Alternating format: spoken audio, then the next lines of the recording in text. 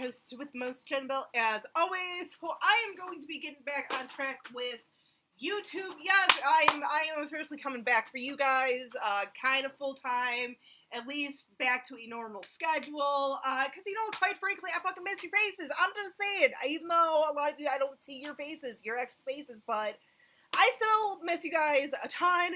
So we're going to be doing something a little bit different today. I'm going to be doing a video of my unpopular opinions. Now, I was kind of made aware of this unpopular video through a few different channels over the last week or so, and I guess this was actually created back in January by Vicky over at Nightmare Maven. I have not seen this video yet. I think I actually have a while ago, but definitely go check her out. And like I said, I've seen a few other people kind of like doing this. I kind of got interested. If you guys want to go ahead and do it, go ahead and do it. I don't really care. Whatever. Do what you want. No, I do care. I do care because I like to hear you guys' thoughts and everything. Now, some of these opinions really aren't going to be anything, and other of these opinions, some of you are going to be like, oh my god, I'm going to be ruffling up those feathers. I'm just saying. But no, if you guys do this, go all out. Do it. Whatever. Have fun with it. Whatever. And keep in mind, once again, this is just my opinions. I'm not saying if you feel differently, you're wrong or anything, or I'm right. It's opinions. It's a way to get a discussion going on. But anyway, first one up that I just wrote down 10. I don't think there's really any sort of minimum or maximum that you need to do, so. But first one up at number 10, one that I feel like is not quite too unpopular. I feel like it's starting to gain some traction. I believe Jen and Christian were just kind of saying something similar within one of their more recent videos, I believe, and that is that the 90s are very underrated in terms of horror movies. And I'm not talking like Scream. I'm talking like pre-Scream, like especially pre-Scream, where, especially now, I feel like a lot of us are kind of going back, watching a lot of these movies. And I know people have loved these movies for years, especially when they first came out, and have been very faithful to them. But certain things such as, like, Brain Scan, the Dentist movies, Candyman, certain things like that are really starting to, people are looking at and really going, yeah, like, horror was kind of done in the 90s, but there was some gems, like, and I'll say it, I feel like the 90s were kind of the second coming of the golden age of horror movies. Yeah, I fucking said it. I said it, okay? I'm sticking to it. I'm just saying, even post-Scream, like, even some of, like, the early, like, 2000 movies, such as, like, Valentine, like, I'll throw those in there, like, these periods in time with horror movies that people for so long have said, oh, yeah, no, it sucked. Like, oh, that period for horror sucked. It's like, no, it actually didn't. Here's the thing why so many people for so long were bashing on 90s, especially early 90s horror movies. Because horror was a dirty word. Horror was supposedly dead. No, but we were still getting movies, and quite frankly, looking back at that period, there was so much going on. People were experimenting more. I feel like there were so many different things. I mean, yeah, you had stuff that were similar, stuff that, like, we had seen before and everything, but there was a lot of things going on. I mean, Lawnmower Man and stuff, In the Mouth of Madness, Event Horizon, Ghost Ship, like, all these movies that came from that decade, people have been talking about. It's like, yeah, take a closer look. Like, there's a lot of really underappreciated and underrated horror movies of that time. So yeah, 90s, you know what? You are just as important, if not more important, than the 80s in terms of horror, because you guys were still doing stuff. You guys were experimenting with stuff. I'm just saying. You don't like it, then suck a wooden dildo. I'm just saying. What else? Anyway, Number nine. Now, physical media, I believe, is not going anywhere. I know some of you guys kind of agree with me on this. A lot of you guys don't.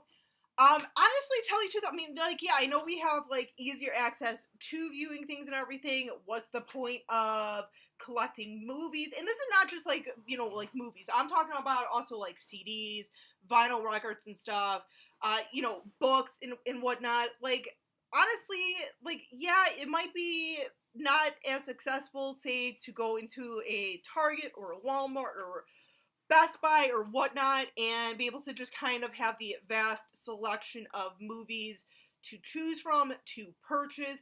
But honestly, like, especially with what they're putting on movies and stuff, and with how streaming services are of every month they kind of put new stuff on, get stuff off there and stuff, people are kind of realizing, like, yeah, it's nice to be able to watch a movie when I want, not necessarily, oh, I gotta watch it now because Netflix is going to be taking it off in the next couple of days. Like, I think people are realizing the, you know, luxury that comes with owning physical media, of being able to pop in a CD, listening to it when you want, listening to a song when you want, not when the radio decides to play it. I mean, then again, we could go on YouTube and stuff, but even with that, I mean, stuff gets taken down for copyright issues. That stuff's always getting kind of like all over the place. So yeah, I'm just saying.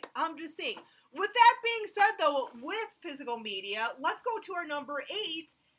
And this might ruffle a few feathers, but hear me out. Streaming services, and I'm sure I'm sure some of you have kind of said this before, felt this way, of what I'm about to say, but streaming services are the new video store. Yes.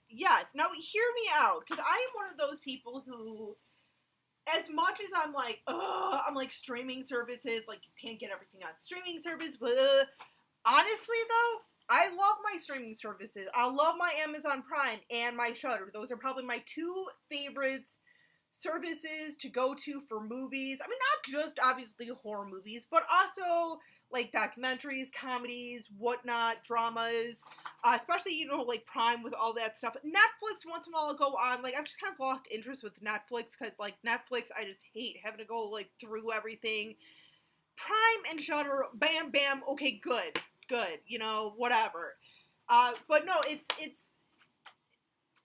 sort of today's version of a video store, because how many times have you guys, you know, seen a video by me and I'm like, oh my god, we got a defined, I just stumbled on something on Prime or whatnot. So, it is allowing, you know, us to discover new things, rediscover things that we may have seen as when we were kids, but just never could find a copy anywhere to be able to view it at home. So, yeah, man, I'm just saying. But yeah, you know, I think it's a great thing. I mean, I've accepted streaming services to a degree. You know, like I said, I do come across quite a few things. Like, I know WNUF Special, that was a movie that I came across, fell in love with that movie. I mean, so yeah, I'm just saying. Number 7. I feel like this could ruffle some feathers, but that is the use of the word cult. You know, like a cult film. Here's the thing with cults. Calling something a cult film. Now, for example, like, I'm looking at Rocky Horror Picture Show right now. That's considered a cult film. Yes. But here's the thing. It's so popularized that it really is not a true sense of a cult film. You know, I know at one point it, you know, was definitely very much a cult film. Not that many people heard of it. You know, got popular by word of mouth and everything. But it's really not cult anymore. Like, something like Rocky Horror Picture Show literally is now a rite of passage. Like, that's how popular it is, you know? I mean, there's many other movies, too, that get this label and everything. Oh, the cult film, the cult show, the cult actor.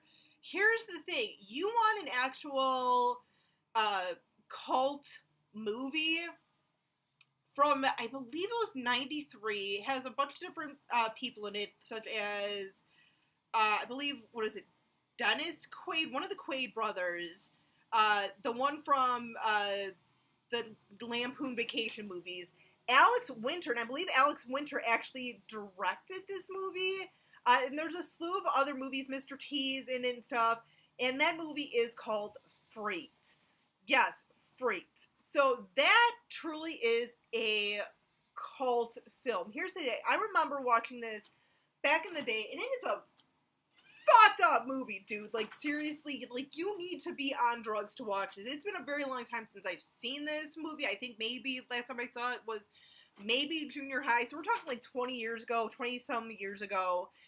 And, you know, literally not that many people talk about it. Like, I've heard maybe over the last year a few people kind of talking about it. And actually, within the last couple of weeks on Cinemassacre, aka Angry Video Game Nerd, they were actually talking about this movie, and they brought up a really good point about that this is an actual cult movie, and I was so glad that they said that, because for the last few years, with cult films, I'm like, no, like things just, everything's a cult film these days, and it's like, no, it's not. A cult film is something where virtually there's only like a small group of people who actually follow this project, love this project, are always talking about it, and nobody else knows about it. And they're always trying to introduce people to a certain movie or album or whatnot. That's what a cult movie is. Not necessarily Rocky Horror Picture Show. And I'm not even trying to knock like Rocky Horror Picture Show or something like A Night's or Phantom of the Opera, or not opera, Phantom of the Paradise, where that's kind of like a cult movie. Like, I would say Paradise is more of a cult movie than Rocky Horror Picture Show, but I still would not technically call it 100% cult movie, because more people are aware of it. So yeah, the term cult really is thrown around way too much, so I'm just saying you need to reevaluate when you call a movie a cult movie. Just saying. Anyway, moving on to numero 6. Now here's the thing.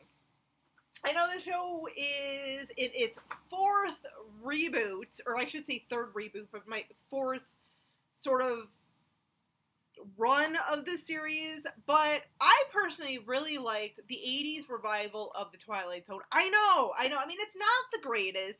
It does not even hold a candle to the original Twilight Zone, but go back. There are a few episodes. I mean, even some like the crappy episodes are still pretty entertaining. There's some episodes in there that are just really, really solid and decent. It's and I know it's slightly set up a little bit different. I know many of the episodes are like 2 or 3 segments long, which, I mean, I know some people might be like, oh god, no, that's not how Twilight Zone is. Honestly, I kind of liked it. They did something a little fresh with it and everything. Loved it. You guys need to check it out. I'm sure you guys could probably find it here on the YouTubes, a lot of the videos and everything of the 80s Twilight Zone. Really, really decent little rendition of it. I'm just saying. With that being said, though, number five, remakes and reboots. You guys know I am like the biggest heckler of remakes and reboots. I'm always like, no. Here's the thing, though. While I sit here and gripe about reboots and remakes, I think they're all right. I think we do need them sometimes. I just feel like we have been so saturated with remakes, reboots, and stuff, and now with calling everything reboots, trying to trick us. It's not a remake, it's a reboot. Shut the fuck up, it's a reboot. You know, honestly, end of the day, I think it's okay to reboot some stuff, maybe, you know, turn some things up, try something different with something, but it's like, at the same time, certain things are getting reboots and remakes that really don't justify a remake so soon, such as Chucky. We literally just had a new Chucky sequel like 2 years ago, within the last couple of years ago. hey, let's go ahead and remake it. No, dude, why don't you wait at least like 15 years or so? Wait a while to go ahead and then do a reboot or remake then. Like, it's too soon between, like, the original last sequel of the franchise to doing a remake. Just saying. And then also, too, what else is being rebooted or remade? Was it Final Destination? Like, I feel like that's just, it's too soon to kind of try and reboot that, remake it, whatever they're going to be doing with it. It's like, just let it be, man. Just wait a few more years. Wait a few more years. I think if they would have waited a few more years, I would have been a little bit more, okay, whatever. You know, it's another remake or whatever. We'll see what it goes. We'll see how it goes. Not a big deal, but whatever. Anyway, numero four. Probably gonna ruffle some feathers here, but Texas Chainsaw Massacre 2. I would prefer that sequel. I actually do prefer that sequel over the first one. I fucking said it. Here's the thing. No disrespect to the first one. I enjoy the first one. It's for what it did for the horror industry and everything, and horror films and the genre. Toby Hooper, thank you for this movie. Like, honestly, you really kind of broke down some doors and stuff. Really showed just kind of like the grossness and like the sickness and everything, you know, of what a movie could be. But the second one, there's something about the second one. I mean, you got the phenomenally beautiful Caroline Williams. Leatherface is back.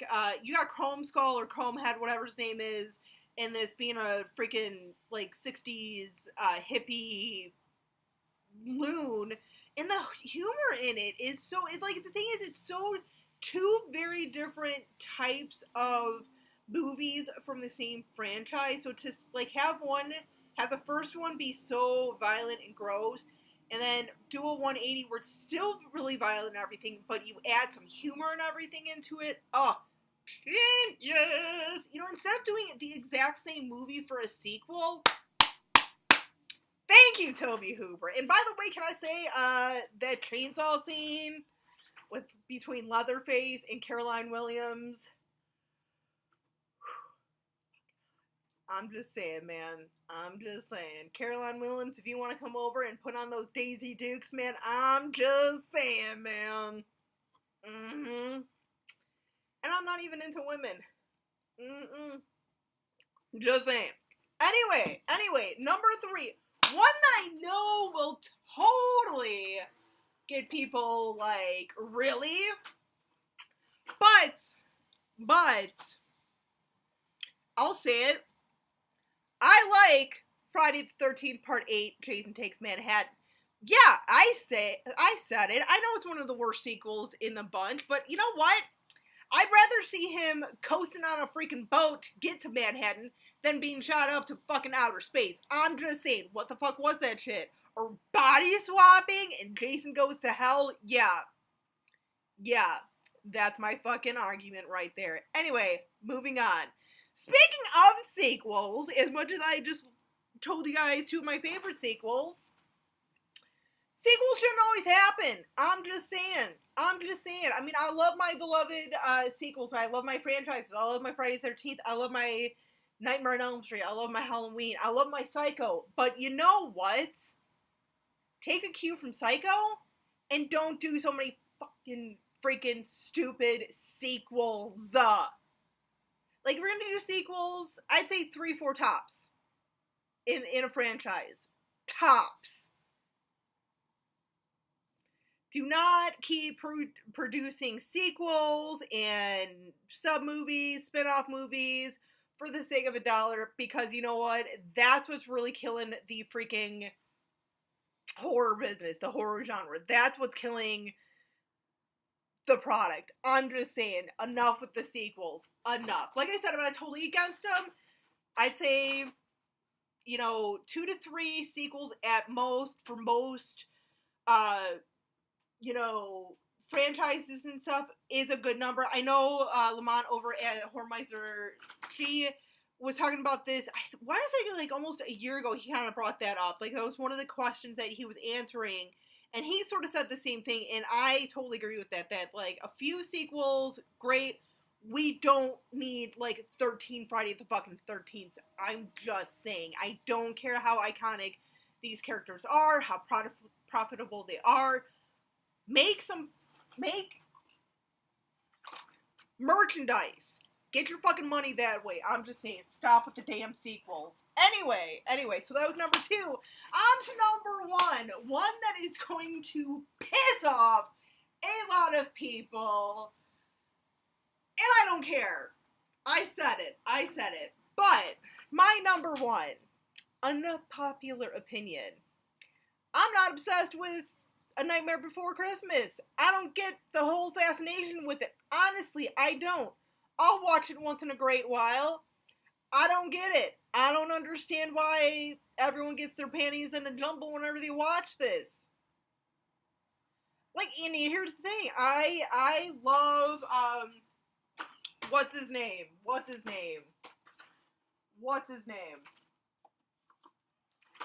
Tim Burton, as I grab,